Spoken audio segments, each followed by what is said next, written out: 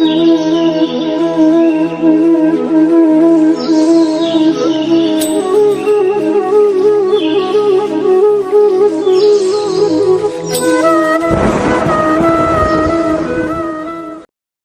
रहित होकर अपना कर्म करता है, वह पाप कर्मों से उसी प्रकार अप्रभावित रहता है जिस प्रकार कमल पत्र जल से अस्पृश्य रहता है।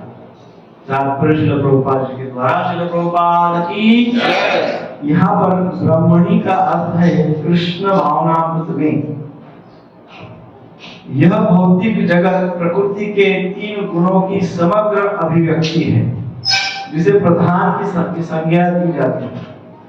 वेद मंत्र सर्व हेत ब्रह्म मांडव्य उपनिषदो तस्मात् हेतत् ब्रह्म नाम रूपन्नम च जायते मुंडक उपनिषद 1.2.10 तथा भगवद गीता 14.3 में मम योनिर महत् ब्रह्म से प्रकट है कि जगत की प्रत्येक वस्तु ब्रह्म की अभिव्यक्ति है और यद्यपि कार्य भिन्न भिन्न रूप में प्रकट होते हैं किंतु तो भी वे कारण से अभिन्न है।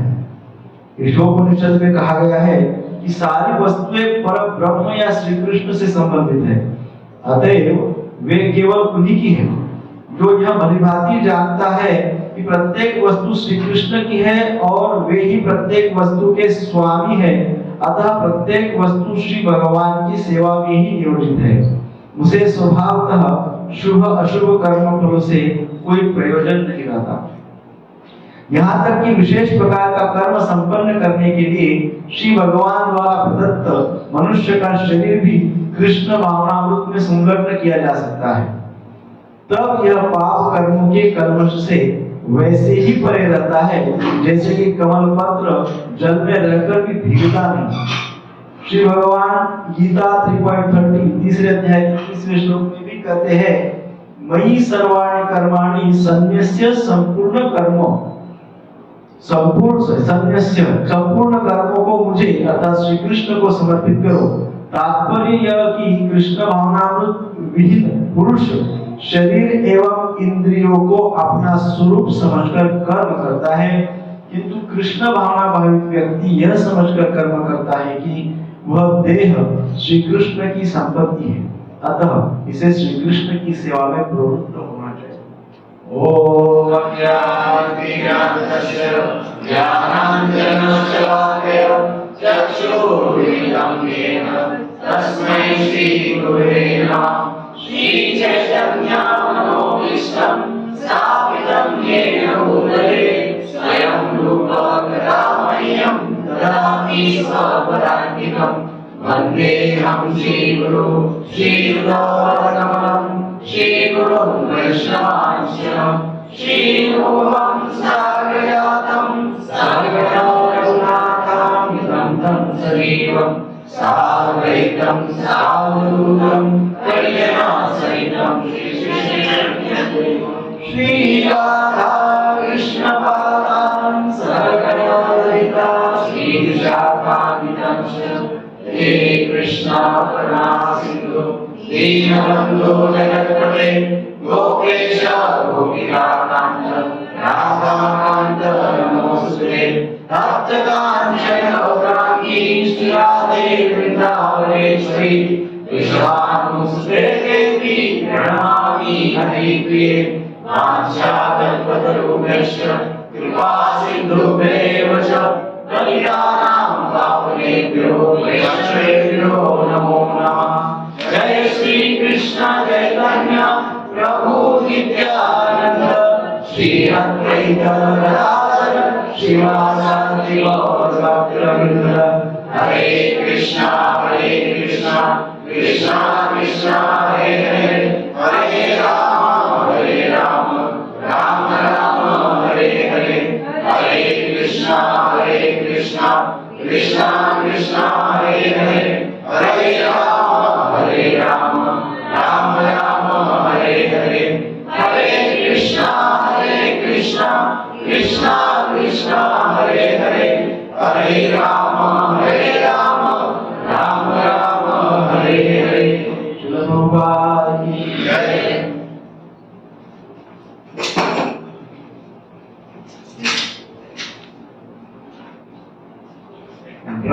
ब्रह्मण्याध्याय कर्माणि संग त्यक्त्वा करोति यः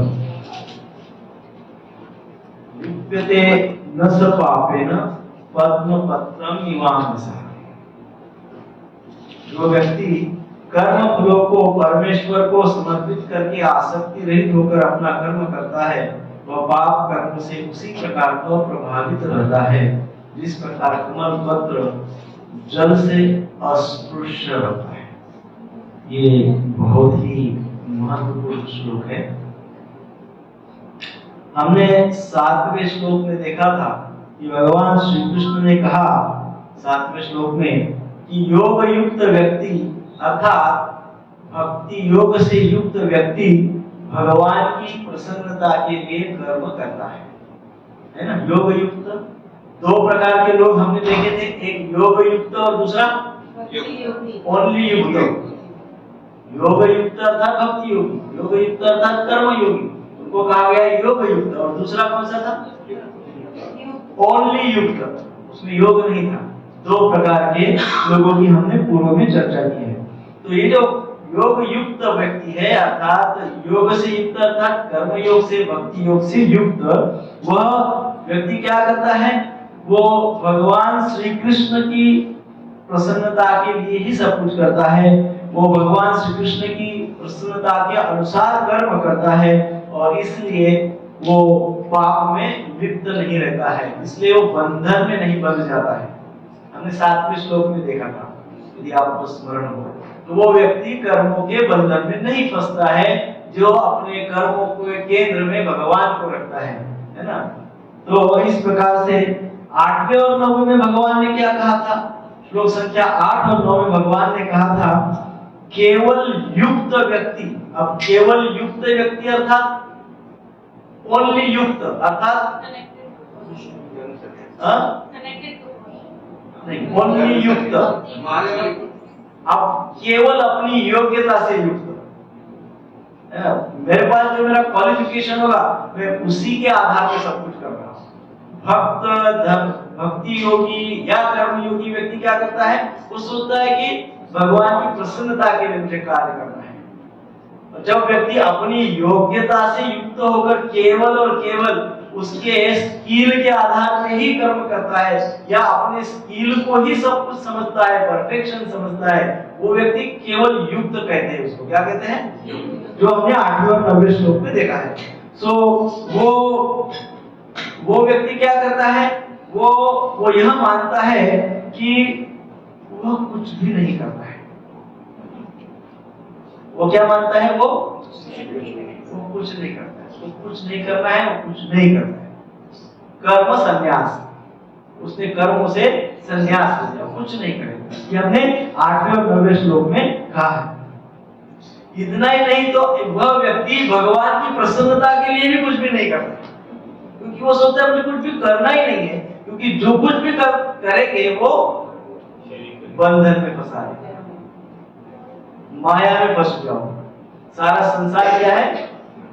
माया है, ऐसा वो सोचता है। और इससे कर्म संन्यास उसने लिया होता है और इसलिए वो केवल भगवान की प्रसन्नता के लिए भी कुछ कार्य नहीं करता। उसको डर लगता है कि मैं फंस जाऊंगा, तो वो भी नहीं करता है। तो वह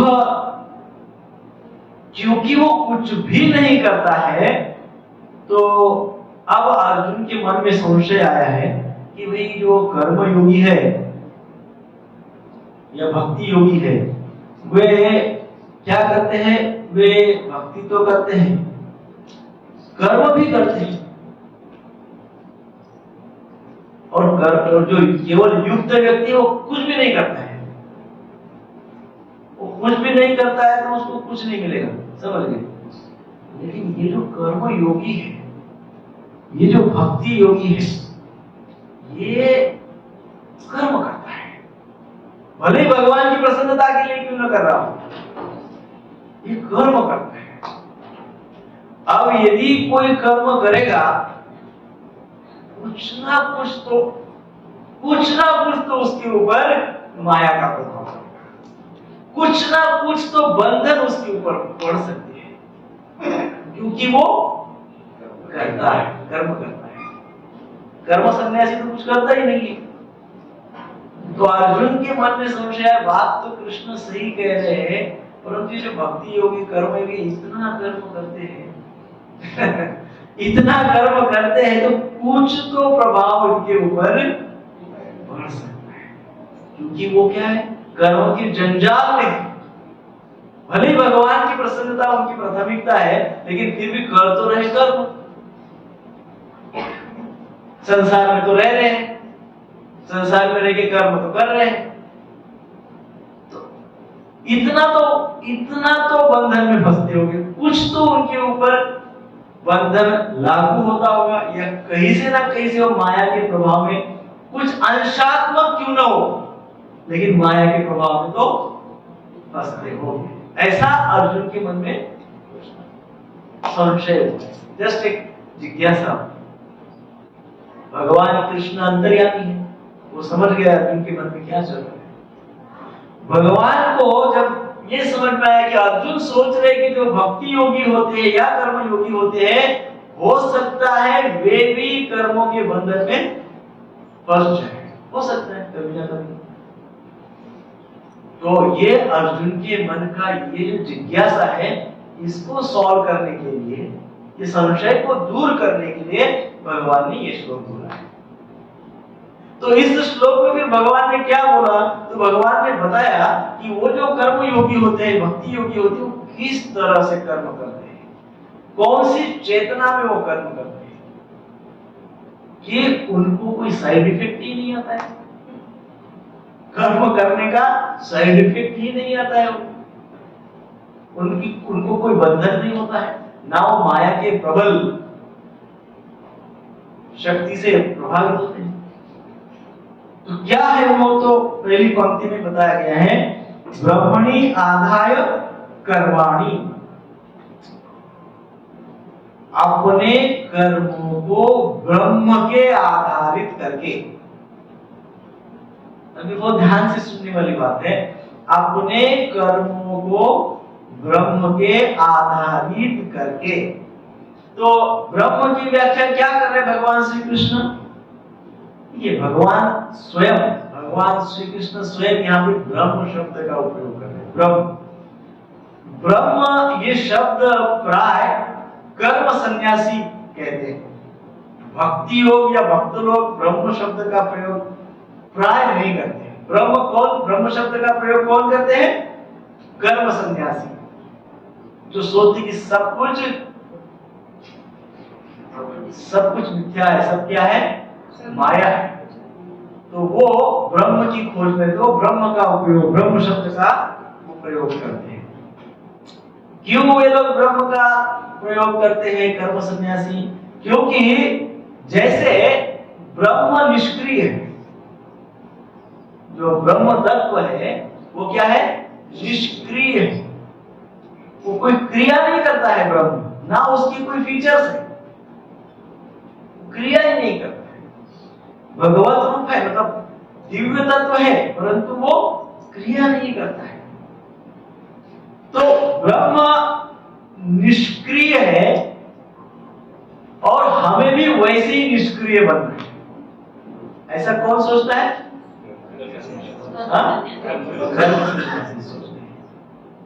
क्या सोचते हैं, ब्रह्म सब चराचर में ब्रह्म है। जैसे पिछले श्लोक में हमने इसकी चर्चा की थी, ब्रह्म क्या है, सब में ब्रह्म है, हर जगह कण कण में ब्रह्म है।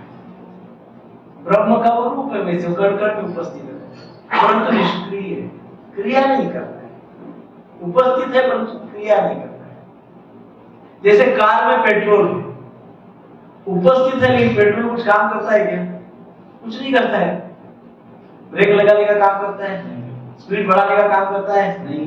क्या करता है पेट्रोल, कुछ भी नहीं करता है, पड़ा रहता है उसमें, है ना। वैसे ही ये ब्रह्म एक तत्व है, ये कुछ भी नहीं करता है, निष्क्रिय है, चलायमान नहीं रखता है, ये जस्ट उपस्थित है ना। सो यहां पर भगवान हमें क्या बताना चाहते हैं, यहां पर भगवान ये बताना चाहते हैं, भगवान स्वयं जब ब्रह्म कह रहे हैं तो भगवान कह रहे हैं कि जो ब्रह्म कर्म सन्यासियों के लिए निष्क्रिय है, जो ब्रह्म कर्म सन्यासियों के लिए निष्क्रिय है, वही ब्रह्म भक्ति योगियों के लिए सक्रिय है। भक्ति योग वाले कैसे देखते हैं? वो देखते हैं सब कुछ भगवान है, सबको भगवान की सेवा में लगा। तो भक्ति योगियों के लिए क्या है? सक्रिय है, क्योंकि ब्रह्म का जो रूप है वो भगवान से उत्पन्न हुआ है। भगवान सक्रिय है, भगवान को हाथ है, भगवान को पैर है, भगवान को आंख है, भगवान को कान है, भगवान हमारा द्वारा दिया हुआ भोग स्वीकार करते हैं, भगवान बांसुरी बजाते हैं, भगवान को सुंदर भगवान का चिन्मय स्वरूप है ना, सच्चित आनंद विग्रह है भगवान का। तो जो ब्रह्म का होता है, परमात्मा का रूप होता है, उसमें केवल निर्गुणता आई हुई है। ब्रह्म रूप क्या दर्शाता है? निर्गुणता, कोई गुण नहीं है, निर्गुण है। और भगवान का जो रूप है साक्षात भगवान, वो भगवान में निर्गुण भी है और सगुण भी है, दोनों कंप्लीट है। इसलिए भगवत रूप क्या है? कंप्लीट है। ब्रह्म रूप में सगुणता का अभाव है, ब्रह्म रूप में क्रिया का अभाव है, भगवत रूप में सगुणता भी है, निर्गुणता भी है। तो इस प्रकार से भगवान यहाँ पे जब ब्रह्म कहते हैं तो भगवान का ब्रह्म कहने का अर्थ यह है कि जो ब्रह्म कर्म सन्यासियों के लिए निष्क्रिय है, वही ब्रह्म भक्ति योगियों के लिए इस प्रकार से सक्रिय है। जो कर्म सन्यासी होते हैं उनकी वो जो ब्रह्म का पूजा करते हैं, वो ब्रह्म की कोई इच्छा भी नहीं होती है। कोई इच्छा होती है? ब्रह्म की कोई इच्छा होती है? कोई इच्छा नहीं होती, क्योंकि वो इच्छा रहित है।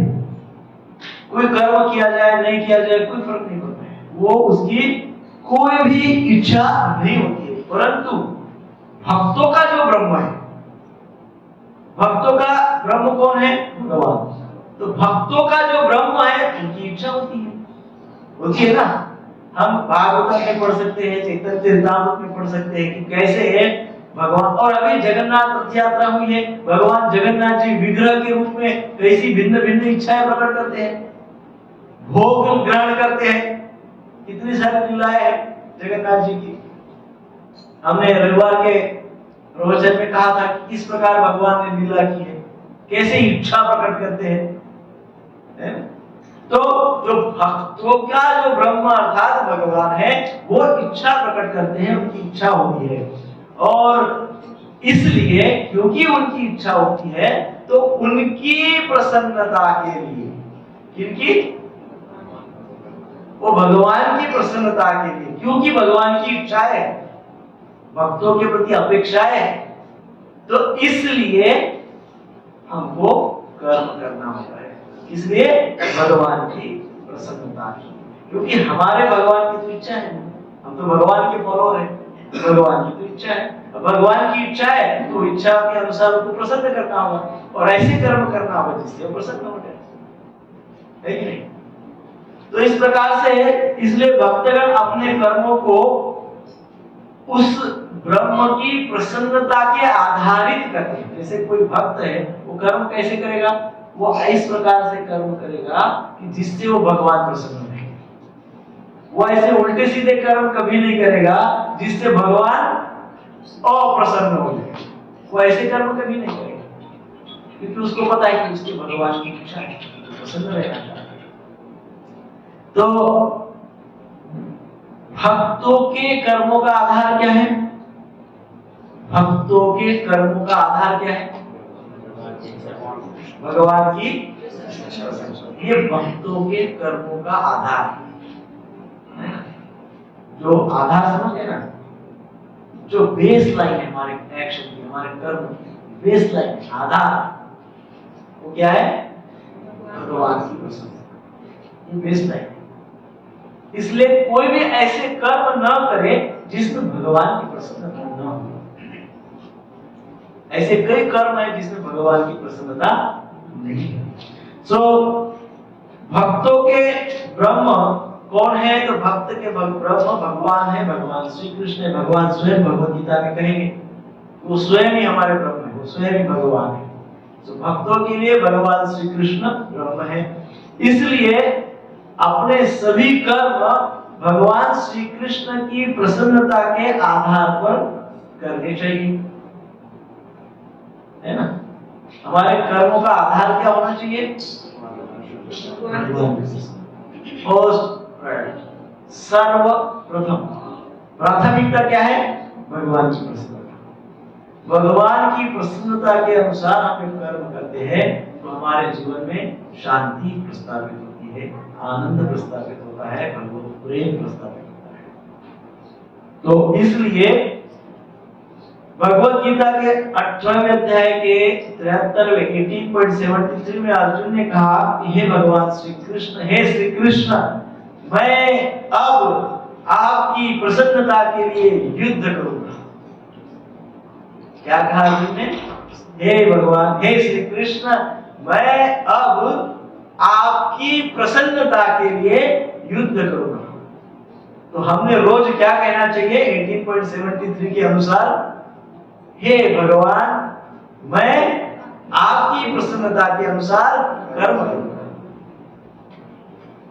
हे भगवान, मैं आपकी प्रसन्नता के अनुसार कर्म करूंगा। इस प्रकार से हमको भगवान की प्रसन्नता प्राथमिकता होनी चाहिए हमारे लिए। दूसरा शब्द इसमें आया है संग त्यक्त्वा करोत्यम, आसक्ति को त्याग कर कर्म करता है। भक्त जो होता है वो कैसे कर्म करता है? संग त्यक्त्वा अर्थात आसक्ति को त्याग कर कर्म करता है। भगवान श्री कृष्ण की प्रसन्नता के लिए कर्म करना, इसका दूसरा सिंपल अर्थ क्या होता है? आसक्ति त्याग।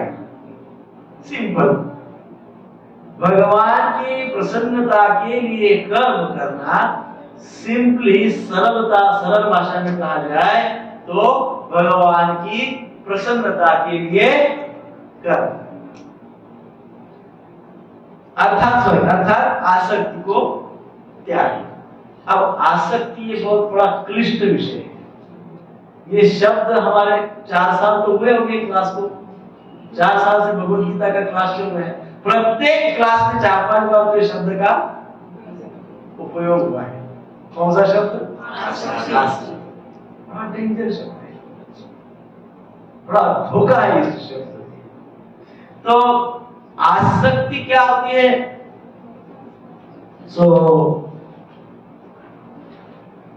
बहुत ध्यान से सुनिए। आसक्ति 2 प्रकार से इफेक्टिव है, परिणामकारक है। 2 प्रकार से। पहला प्रकार है, आसक्ति ने मुझे जकड़ा है, जकड़ा इसमें ट्रैप किया है। आसक्ति ने मुझे जकड़ लिया है, पहला प्रकार, एक प्रकार। दूसरा प्रकार है, मैंने आसक्ति को पकड़ लिया है। 2 प्रकार है। कौन से?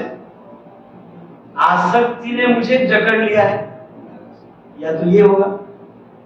दूसरा है, या तो मैंने आसक्ति को पकड़ लिया है, उसने मुझे जकड़ लिया, नहीं तो मैंने उसको पकड़ लिया। Very dangerous. 2 में से एक ही ऑप्शन है। 2 में से कुछ ना कुछ एक प्राय होते रहता है हमारे साथ। या तो हम वो हमको जकड़ लेती है आसक्ति, और नहीं तो उसने नहीं जकड़ा तो हम उसको पकड़ लेते। ऐसा है, ये भयंकर विषय है। अब ये दोनों के बीच में जो भेद है, what is the difference between them? वो दोनों के बीच में भेद क्या है? कैसे समझे कि मुझे आसक्ति ने जकड़ा है कि मैंने आसक्ति को पकड़ा है? कैसे समझे? है ना? कैसे समझे इसको? समझना बहुत जरूरी है, तभी तो पता चलेगा कि उसका निराकरण कैसे होगा। क्रिएट कैसी हुई वो पता होगा तो निराकरण पता होगा, अन्यथा निराकरण पता ही नहीं होगा। आसक्ति ने मुझे जकड़ा है कि मैंने आसक्ति को पकड़ा है। Are my attachments holding me और am I holding my attachments? तो दोनों के बीच में भेद है। ये भेद हम इतने भी भोले नहीं है कि हमें भेद समझ नहीं पाएंगे इतने भोले भी नहीं है, तो हमें भेद को समझने का हम प्रयास करते हैं, बहुत साधारण भाषा में हम चर्चा करने का प्रयास करते हैं। जब अचानक विषय वस्तु संपर्क में आने से इच्छाएं उत्पन्न होती है। कोई विषय वस्तु अचानक संपर्क में आ गई तो इच्छा उत्पन्न हो, इसका अर्थ है आसक्ति ने मुझे जकड़ लिया। अच्छा भला था, सब काम धाम सब ठीक ठाक चल रहे थे। शनिवार को भगवत गीता की क्लास में जाते जाते अचानक रास्ते में BMW देखे। अभी तो कुछ नहीं था मन में, कुछ भी नहीं था, लेकिन अब BMW देख लिया। अब देख लिया तो आपको चाहिए। अब इच्छाएं हो, इच्छा देखा तो इच्छा एक्टिव हो गई, एक्टिवेट हो गई। इच्छा इतनी स्ट्रांग कि फिर वो वासना हो गई। फिर वो वासना इतनी स्ट्रांग कि वो क्रिया करने के लिए तत्पर हो गई। फिर 10-20 लोगों को मिल के आया। फिर कौन सी बैंक कम लोन देती है, ज्यादा इंटरेस्ट लेती है, क्या करती है, 100 लोगों को मिला। कैपेसिटी नहीं थी, यहाँ वहां से फंड एकत्रित किया। क्या हुआ? मुझे जकड़ लिया उसने, BMW ने जकड़ लिया। सो अभी तक मन में कुछ नहीं था, लेकिन देखा तो सब मन में आ गया। प्राय हम अपने पड़ोसी का, अपने मित्रों का जब कुछ भी हम देखते हैं, उनका घर, उनकी गाड़ी, उनका बंगला, उनके कपड़े, उनके जूते, उनका चश्मे का फ्रेम, कभी-कभी डिवोटीज है आपका तो घर बहुत अच्छा है कहां से लाया, है ना, जकड़ लिया build bag. So you never know कि कौन सा ऑब्जेक्ट, उसको विषय वस्तु कहते हैं, कौन सी विषय वस्तु सामने आ जाएगी और हम जकड़ ली जाएगी, हम फंस जाएंगे, ट्रैप हो जाएंगे। That's the word type of आसक्ति, है ना। इसलिए भागवत में कहा है पदम पदम मा पदम, प्रत्येक कदम पे चैलेंज है, भयंकर चैलेंज है। Every step there is a danger, प्रत्येक कदम पे खतरा है, धोखा है। क्यों? कब ट्रैप किसमें बढ़ जाएगा, भयंकर होता है। मैंने पूर्व में एक बार हमारे मित्र की आपको एक उदाहरण दिया था। वो उधर जापान में है, जापान में काम करता है, बड़ा अच्छे पोस्ट पे, वो बड़ा रिस्पॉन्सिबल पर्सन है किसी कारपोरेट कंपनी, पूरे वर्ल्ड में घूमता है। और मुंबई में आया कि पहला वो नाला सोपारा में जाता है, और नाला सोपारा में एक फुटपाथ पे एक चाइनीज गाड़ी, वहां पे जाके ही वो चाइनीज खाता है। वो खाने के बाद उसको बहुत अच्छा लगता है, होता भी है, ऐसी टेस्ट कहीं ऐसी टेस्ट कहीं। What does it means? एक बार उसने वो गाड़ी, पहले विचार नहीं था कुछ चाइनीज का, लेकिन वही गाड़ी देख लिया, वही भ्रष्ट फूड देख लिया और वही जकड़ लिया। अब वो कहीं पे भी जाएगा तो वहां आएगा। सो इसलिए इट इज वेरी डेंजरस। दूसरा प्रकार क्या है? दूसरे प्रकार में मेरे मन में विचार है, विषय नहीं दिखता है, पहले क्या होता है? मन में विचार है, ऐसा करूंगा, वैसा करूंगा, पैसा होगा तो ऐसा करूंगा, बहुत सारा विचार है। फिर वो विचार आते आते वो विचारों की इच्छा बनना शुरू होती है। पैटर्न वही है, बस क्रम अलग अलग है। विचारों की इच्छा। कई लोग विचार कर करके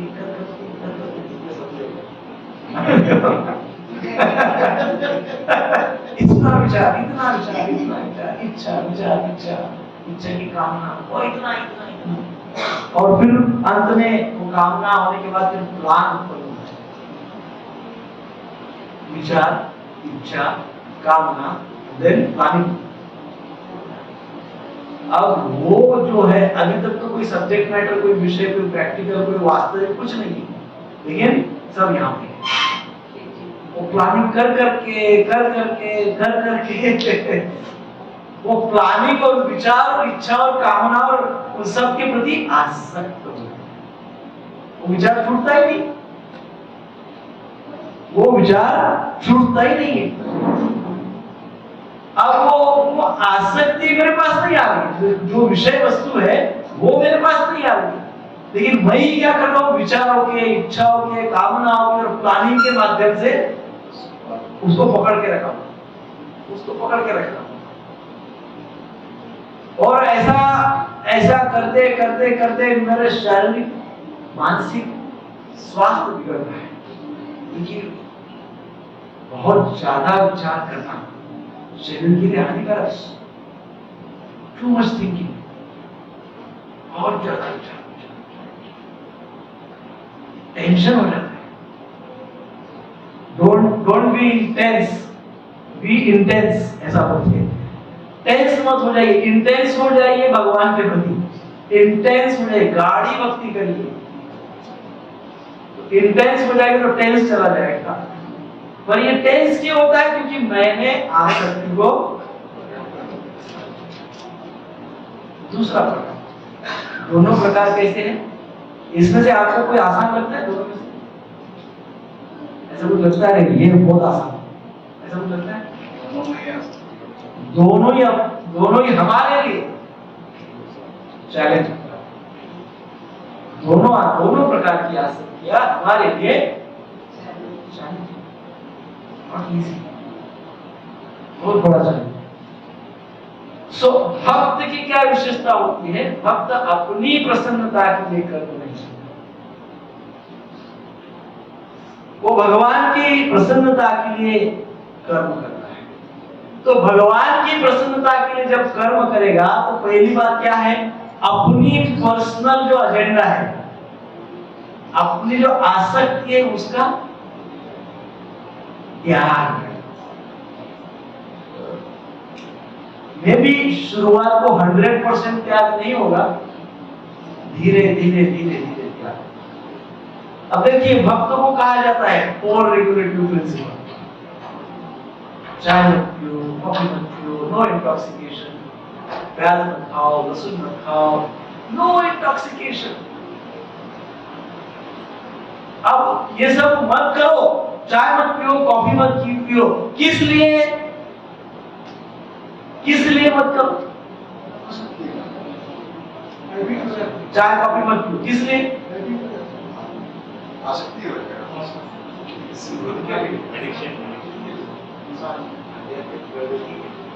और पास क्यों ना पियो?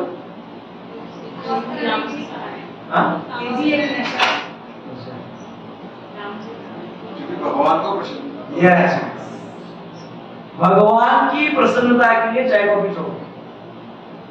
इसका अर्थ ये हो, भगवान की प्रसन्नता के लिए प्याज लहसुन छोड़ो। इसका अर्थात हम चाय कॉफी प्याज लहसुन नहीं खाते पीते, किसी प्रकार का व्यभिचार नहीं करते, मांसाहार नहीं करते, किसी भी प्रकार की कोई भी जुआ वगैरह नहीं खेलते, तो ये क्या है? ये भगवान की प्रसन्नता के लिए हो रहा है। किस लिए हो रहा है? भगवान की प्रसन्नता के लिए। और यदि कोई सोचता है नहीं भाई थोड़ा एक आध बार चाय, एक आध बार कॉफी, एक आध बार प्याज, एक आध बार लहसुन, एक आध बार कभी-कभी मांसाहार, महीने में एक बार, इसका अर्थ क्या है? इसका अर्थ क्या है?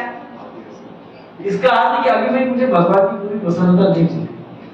I don't mind, भगवान नहीं भी मिलते मुझे कोई फर्क नहीं है, नहीं भी प्रसन्न हो चल रहा है, ऐसा उसका अर्थ होगा। इस श्लोक के अनुसार हमको क्या करना है? हमको भगवान की प्रसन्नता चाहिए। भगवान की प्रसन्नता के लिए हमको आसक्ति त्यागना है। Step by step by step, step by step, आगे आगे जाते हुए एक एक अनर्थों को छोड़ना है। अनर्थ छूटते जाएंगे, भगवान को और प्रसन्न होते जाएंगे। भगवान स्वयं हमको नेक्स्ट लेवल पे लेते जाएंगे। भगवान स्वयं हमको, हमारी जैसी एक एक आसक्ति छूटी, भगवान हमको एक एक स्टेप ऊपर स्वयं हाथ देंगे, ऐसा पकड़ो, बोलेंगे मेरा हाथ, और ऐसा खींच लेंगे ऊपर। लेकिन पहले हमको क्या करना पड़ेगा? अब दो में से कोई भी एक आसक्ति होगी, कौन सी है? कोई दोनों हो सकते हैं हमारे पास दोनों टाइप की आसक्ति हो सकती है। कभी कभी आसक्ति हमको जकड़ सकती है, और कभी आसक्ति ने नहीं जकड़ा तो हम आसक्ति को पकड़ सकते हैं। हमारे पास दोनों ऑप्शन ओपन है। वेलकम 24/7 द्वार खुला है ना। तो इसलिए इस प्रकार के दोनों प्रकार के आसक्तियों को त्यागने के लिए हमको भगवान की प्रसन्नता की प्राथमिकता रखनी है। हमारे कार्य कैसे होने चाहिए? भगवान की प्रसन्नता के अनुसार होने चाहिए। जब भक्त इस प्रकार से भगवान की प्रसन्नता के लिए कर्म करते तो नेचुरली वो आसक्ति का त्याग करते। तो अब भगवान की प्रसन्नता को जो व्यक्ति प्रायोरिटी नहीं रखता, जिसके लिए भगवान की प्रसन्नता उसके प्रायोरिटी के लिस्ट में है ही नहीं, तो ऐसे व्यक्ति के कर्मों में बाधाएं उत्पन्न होती हैं। क्या होती है? बाधाएं उत्पन्न होती है। सबसे बड़ी बाधा कौन सी है? व्यक्ति कर्म फलों में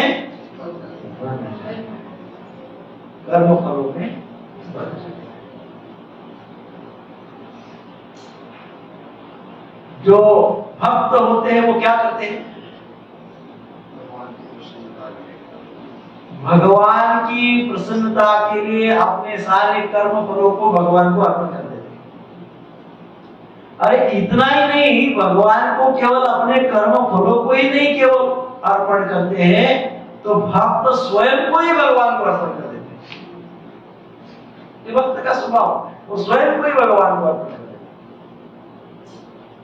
इसलिए भगवान श्री कृष्ण का इस श्लोक में संकेत क्या है? वो इस प्रकार से संकेत दे रहे अर्जुन को, कह रहे हे अर्जुन, यदि तुम मेरी प्रसन्नता के लिए युद्ध करना चाहते हो तो अपनों के प्रति आसक्ति का त्याग, क्योंकि तुम्हारी ये जो आसक्ति है ये तुम्हारे कर्मों में बाधाएं उत्पन्न करती है। इतना सब क्यों बोला भगवान ने? क्योंकि अर्जुन को ये संकेत देना चाहते हैं। क्या संकेत देना चाहते हैं? ये संकेत वो बोलना चाहते हैं, हे अर्जुन, यदि तुम मेरी प्रसन्नता के लिए युद्ध करना चाहते हो तो तुम्हें अपनों के प्रति जो आसक्ति है वो त्यागनी होगी, क्योंकि ये अपनों की जो आसक्ति है वो तुम्हारे कर्मों में बाधाएं डालती है। जैसा समझो भगवान हमको कह रहे हैं, क्या कह रहे हो? कह रहे हे जीवो, यदि तुम मुझे प्रसन्न करना चाहते हो तो अपने स्वार्थ के प्रति जो आसक्त हो बैठे हो वो स्वार्थी प्रवृत्ति को त्याग, क्योंकि तुम्हारी स्वार्थी प्रवृत्ति जो आसक्ति के कारण उत्पन्न हुई है वो तुम्हारे कर्मों में बाधाएं डालेगी। हरे कृष्णा कृष्णा कृष्णा हरे हरे, हरे राम राम राम हरे हरे। अब ये जो शब्द है आसक्ति और दूसरा शब्द है अज्ञान। ये जो अज्ञान है, अज्ञान, ये अज्ञान का फाउंडेशन क्या है? ये अज्ञान का आधार क्या है? आसक्ति। अज्ञान, इग्नोरेंस का फाउंडेशन, आधार क्या है? जो जितना आसक्त, भौतिकता में आसक्त होगा वो उतना ज्यादा अज्ञानी। समझो कोई व्यक्ति अज्ञानी है, तो जितना ज्यादा अज्ञानी, बिना उसको सोचे समझे समझ लेना चाहिए कि प्रचंड भौतिकवादी है, भयंकर भौतिकता में आसक्त है, समझ लेना चाहिए।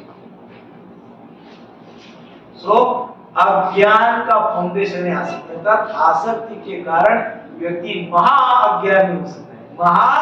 अज्ञानी, ज्ञानी नहीं, अज्ञानी, ध्यान रखिए, महाअज्ञानी हो सकता है। Why?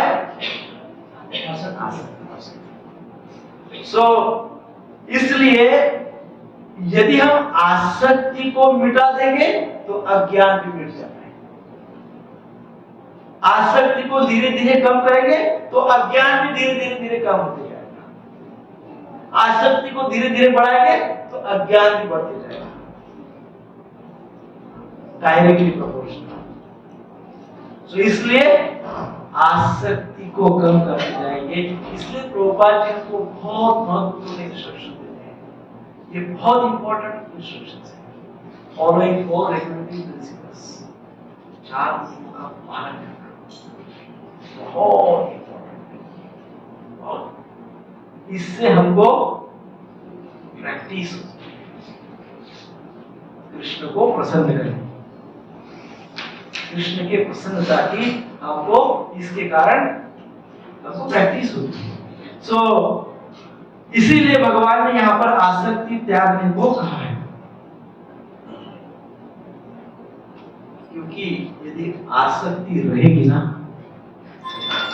तो संसार में ऐसा कोई अभी तक जन्मा नहीं है कि जो हमारे पापों को नष्ट कर सके। यदि आसक्ति है, यदि मैं आसक्त हूं, मेरे पास आसक्ति है, अटैचमेंट से, मटेरियल अटैचमेंट से, तो डेफिनेटली मैं पापों में बेड़ा गर्क है, पापों में फंसा ही फंसा, और इतने ऐसे पापों में फंसा हूं कि संसार में कोई मुझे उसके बाहर नहीं निकाल सकता। बाहर निकालने वाले एकमेव भगवान श्री कृष्ण है, और वही अर्जुन को बोल रहे कि आसक्ति छोड़ दो। ओके, पहले वो बोल रहे कंडीशन, पहले condition, what is the condition? क्या है कंडीशन? पहले आसक्ति छोड़ो, मेरी प्रसन्नता के लिए आसक्ति छोड़ो, ऐसा बोल रहे भगवान। टू मच भौतिकता, टू मच स्वार्थ, टू मच मटेरियल अटैचमेंट्स, ये हमको अल्टीमेटली पाप में, क्रियाओं में लिप्त कर देती है। पाप का डिग्री डिफरेंट होगा, भिन्न भिन्न प्रकार का स्तर होगा पापों का, लेकिन पाप में हम जरूर फंसे रहेंगे, कोई हमको उससे निकाल नहीं सकता। अपनी सुख, सुविधा, सम्मान की इच्छा, इन सब का भगवान की प्रसन्नता के लिए त्याग करना, यही भगवान बोलना चाहते हैं। भगवान कह रहे हैं कि हे अर्जुन त्याग दो, तो क्या त्याग दो? भगवान की प्रसन्नता के प्रयास में कई बार हमको हमारा सुख, हमारी सुविधाएं, हमारा सम्मान त्यागना पड़ता है। सुख सुविधाएं त्यागना, जैसे अभी जगन्नाथ जी की रथ यात्रा हुई है ना, उसमें हम वो सेवा, भगवान की प्रसन्नता के लिए हम सेवा में थे, तो सेवा में कैसे थे? किचन की सेवा थी, जगन्नाथ किचन की सेवा। जो भक्त सेवा में थे उनको अनुभव है। उसको 2-3 दिन, 2 नाइट, एक दिन 2 रात क्या करना पड़ा? सुख को त्यागना पड़ा, सुविधाओं को त्यागना पड़ा। और मैं कौन हूं? बिजनेस ओनर हूं, डायरेक्टर हूं, मैनेजर हूं, क्या भूल गए ना? सम्मान का इच्छा, सम्मान रहित हो गए, सम्मान की कोई इच्छा नहीं थी उनकी।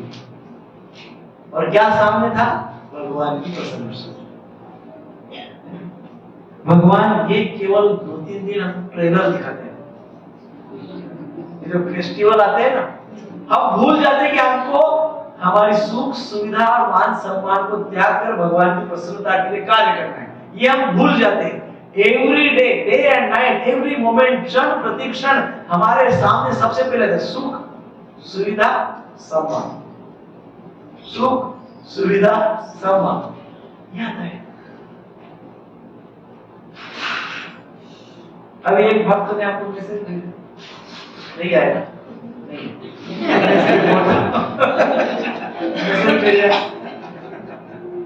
क्या प्रभु जी 7 से 8 रोज बारिश होती है, तूफान बारिश होती है, ऐसे समय कैसा क्या कोई भगवत गीता का क्लास में आ सकते हैं? अभी आया मुझे मैसेज क्लास में आने के पहले 7:30 तक को 7:30 निकलते प्रभु जी आए हुए तो क्षमा करना। तो मैं सोचा कि क्या उत्तर दूं, तो मैंने सोचा प्रभु जी ये तो वर्षा ऋतु है, 3 महीना तो डेली बारिश होगी, तो हमने सारे कार्यक्रम छुट्टी है क्या, हॉलीडे 3 मंथ का, 3 महीने कोई भी कार्यक्रम नहीं करते क्या हम लोग, क्योंकि बारिश है, सब बंद है, ऑफिस बंद है, काम धाम सब बंद है, मतलब हम कोई क्रिया दूसरी बंद नहीं कर रहे, तो 1 हफ्ते में 1 घंटे का एक सत्संग बंद कर सकते हैं। तो आप सुख सुविधाओं को त्यागने के लिए जरा भी तैयार नहीं है ना। तो हमने कहा कि आपको संभव हो तो आप उधारिए, और आपके लिए बहुत ही डिफिकल्ट हो तो आप नहीं भी आए तो चलेगा, परंतु बाकी लोगों को आने दीजिए और मुझे भी जाने दीजिए सेवा में। तो इस प्रकार से व्यक्ति सुख और सुविधा में इतना एनग्रॉस्ड है, पूरी तरह से डूबा हुआ है।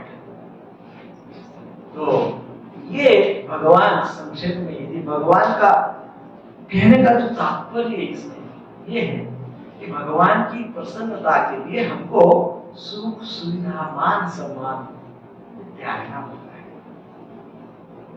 हमारे जो भक्त है वॉलंटियर जो सेवा में रहते हैं सैटरडे क्लास में, अभी एक क्लास 8 दिन में ये क्लास में कुछ भी होता है, इधर विवाह का ये हॉल दिया जाता है, कुछ भी होता है, कई बार यहाँ पे ऐसे ही प्लेट्स पड़ी रहती है, सब ऐसे ही पड़ा रहता है, लेकिन हमारे वॉलंटियर सब आके वो सोचते नहीं है कि ये तो दूसरे का काम नहीं, तो क्या, वो तुरंत आके सेवा में, तुरंत सब साफ करके ये सेवा में। इसमें हम भूल जाते हैं मेरी सुख सुविधा क्या है, हम भूल जाते हैं मैं कौन हूँ, मेरा क्या मटेरियल क्वालिफिकेशन है, सब हम भूल जाते हैं, और उसमें ही भगवान प्रसन्न होते हैं। इसलिए मंदिर में यदि कोई व्यक्ति इलेक्ट्रिक फिटिंग कर रहा है, तार जोड़ रहा है, कोई इलेक्ट्रिशियन इलेक्ट्रिक फिटिंग कर रहा है, कोई झाड़ू लगा रहा है,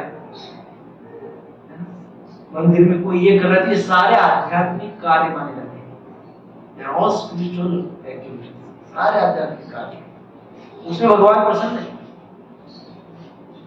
सो इसलिए ये बात ध्यान में रखें कि सुख सुविधा आसक्ति त्यागना, यहाँ से शुरुआत कर सकते हैं। भगवान की प्रसन्नता के लिए छोटे छोटे सुख त्याग, छोटे छोटे, भगवान जानते हैं कि यह कलयुग का जीव है, ये ज्यादा सुख त्याग नहीं कर सकता इसलिए भगवान भी बहुत ज्यादा डिमांड भी नहीं करते हैं, है ना।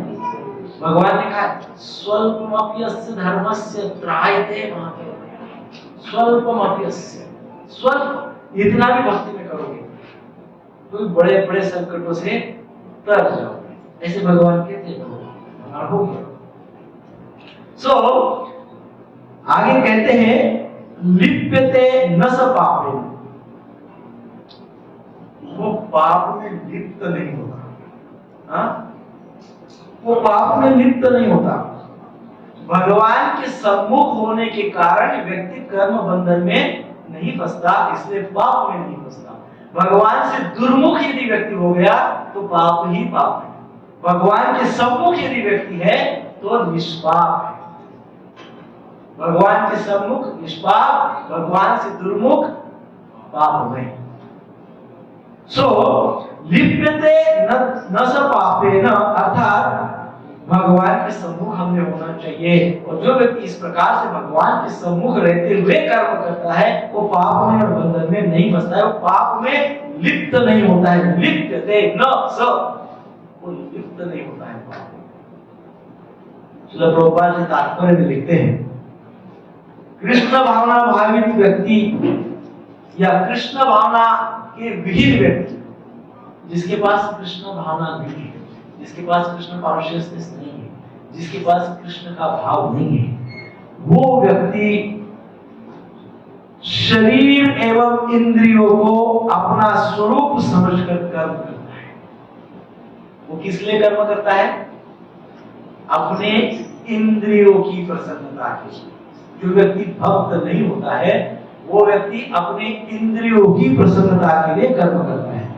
और जो भक्त होता है, कृष्ण कॉन्शियस व्यक्ति, अपने देह को कृष्ण की संपत्ति समझकर श्री कृष्ण की सेवा में स्वयं प्रवृत्त करता है।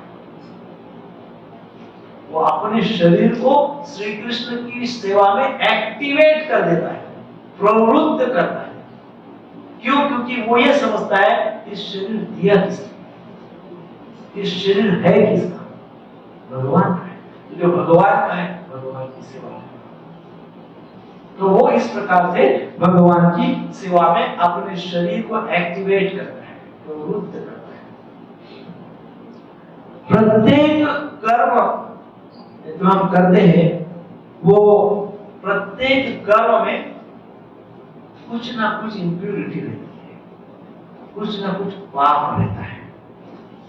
प्रभुपाद जी तात्पर्य के उदाहरण दिए, जैसे अग्नि में कुछ मात्रा में धूल तो रहता ही, धुआं अंश थोड़ा रहेगा, ज्यादा रहेगा, कुछ ना कुछ तो रहेगा।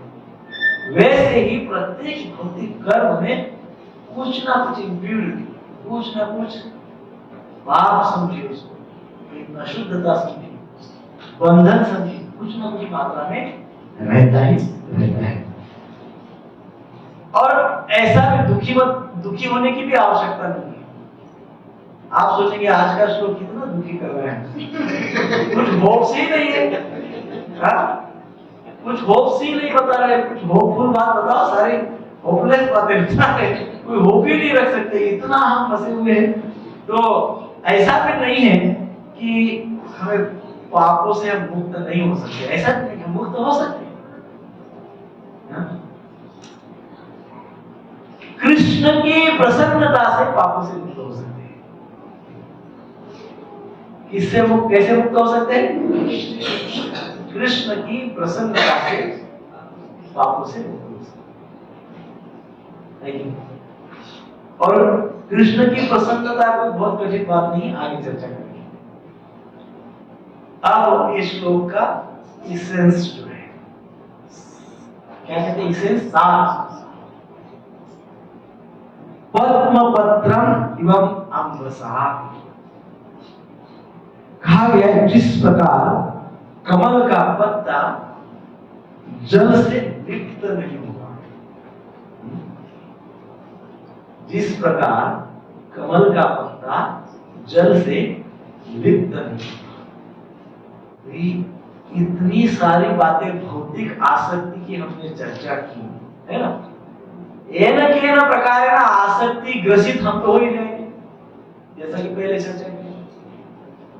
या तो आसक्ति पकड़ेगी हमको, या तो हम आसक्ति को, कुछ ना कुछ ऐसा तो हो गई हो। जब इस प्रकार से हम फंस ही जाएंगे तो कुछ होपफुल बात बताओ, कुछ पॉजिटिव बताओ, कुछ रास्ता बताओ, कुछ मार्ग बताओ, कुछ प्रकाश की किरण हमको दिखाओ। ऐसे सारे जीवात्माएं कह रही है भगवान को, भक्तगण कह रहे हैं भगवान ने इसमें ये शब्द अर्जुन ने कहा। तो क्या कहते हैं भगवान? भगवान कहते हैं कि देखो अर्जुन, इस संसार में आए हो और संसार में आया तो केन प्रकार आसक्ति प्रभावित करेगी। तो कैसे रहोगे, कैसे जियोगे, क्या करोगे, कैसा व्यवहार रखोगे?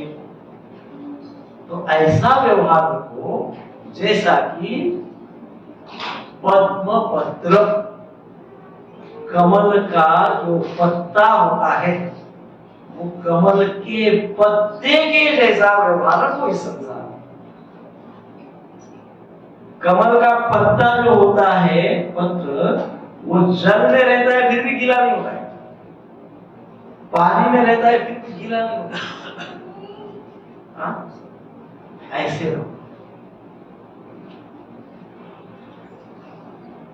अब वो कमल का जो पुष्प आता है वो कीचड़ में आता है, कीचड़ में रहता, पूरा कीचड़ रहता है, पानी रहता है। जो पानी होता है कीचड़ युक्त होता है, मडी वाटर, उसमें वो पुष्प उठता है। ये क्या सिग्निफिकेंस है? यही उदाहरण क्यों दिया है? क्योंकि कीचड़ में कमल उगता है, ऐसे ही कर्म रूपी कीचड़ में योग उगता है। कर्म रूपी कीचड़ है, कर्म सब कर रहे हैं, कैसे कर्म कर रहे हैं? जैसे भी कर रहे हैं, कीचड़ रूपी, इम्प्योर है, लेकिन योग से यदि हम कनेक्ट हो, योग युक्त हो गए, योग युक्त हो गए तो क्या हो जाएगा? कमल के पुष्प के जैसा होगा, कीचड़ में उगे। कर्मों में हम पड़े हैं, कर्म करना हमारा स्वभाव है, कर्म हम करेंगे, परंतु फिर भी वो जैसा पत्ता जो होता है, कमल का पत्र जो होता है, वो दूषित नहीं होता है, वो स्पर्श उसका उसको होता नहीं है, वैसे ही कर्मों का स्पर्श हमको होगा नहीं, वैसे हमको रहना है। ताकि संसार की जो कीचड़ है, संसार में जो निगेटिविटी है, संसार में जो इतने प्रकार के प्रलोभन है, संसार में जो इतना प्रकार का व्यभिचार, अत्याचार, दुराचार फैल रहा है, इन सारी बातों से हम सुरक्षित रहेंगे, स्पर्श नहीं होगा। ऐसा कमल पुष्प का जो पत्ता होता है, वो पत्ता जल से ही उत्पन्न होता है, उसी से उत्पन्न होता है ना, वही कीचड़ और वही जल उसको उत्पन्न करता है, उससे उत्पन्न होता है, उत्पन्न होने के बाद उसी कीचड़ में रहता भी है थ्रू आउट लाइफ, उसी कीचड़ में रहता है और उसमें रहते हुए भी गीला भी नहीं होता है, थ्रू आउट लाइफ गीला नहीं होता है, पूरे जीवन में गीला नहीं होता है पत्ता। ऐसा नहीं कभी गीला कभी सूखा, ऐसा नहीं। भगवान हमको कह रहे कि कर्म के इस भयंकर जंगल में हम रह रहे हैं, यहाँ पे कर्म हमको करना है, कर्म में कम अधिक मात्रा में पाप रहेगा, तो इसमें कमल पत्र के जैसा रहना है। इसका अर्थ क्या है? कभी भी गीला नहीं होना है, आप समझ रहे ना?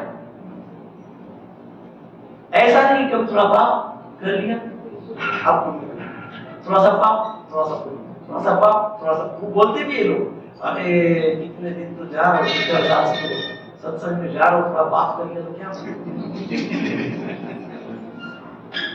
ऐसा कमल का पत्ता करता है क्या? कभी तो गीला होता है क्या? कभी गीला नहीं होता है। भगवान हमको इंस्ट्रक्शन दे रहे हैं, कभी गीले मत हो जाओ कीचड़। विच कीचड़? कौन सी कीचड़? पाप कर्म वाली कीचड़, पापी कर्म वाली कीचड़, उसमें गीले मत करो, उसमें डूबो मत। ये उदाहरण बहुत मार्मिक है, बहुत भगवान ने टू द पॉइंट उदाहरण दिया है। हमको गीले नहीं होना है, सो इसलिए हमको क्या कहा गया है? क्या कहा गया है कि कृष्ण कॉन्शियस व्यक्ति क्या करता है? कृष्ण कॉन्शियस, कृष्ण भावना भावित व्यक्ति क्या करता है? वो भी पापमय जगत में जन्म लेता है, जैसा कि वो पत्ता उग गया, कीचड़ ही उसको उत्पन्न करती है, कीचड़ में ही वो जन्म लेता है। वैसे भक्त भी कर्मयोगी या भक्ति योगी भी व्यक्ति कहाँ जन्म लेता है? जो भक्त होते हैं क्या ऊपर आसमान से टपकते हैं क्या? ऐसा देखा है क्या आपने? कोई भक्त ऊपर से गिर गया? ऐसा नहीं। भक्त भी यहीं पर जन्म लेते हैं, इसी पापमय संसार में भक्त भी जन्म लेते हैं। और जैसा वो पत्ता जीवित रहता है, भक्त भी वैसे ही अपना जीवन निर्वाह करता है, वैसे ही अपने जीवन का निर्वाह करता है। और कमल का पत्ता कभी गीला नहीं होता है।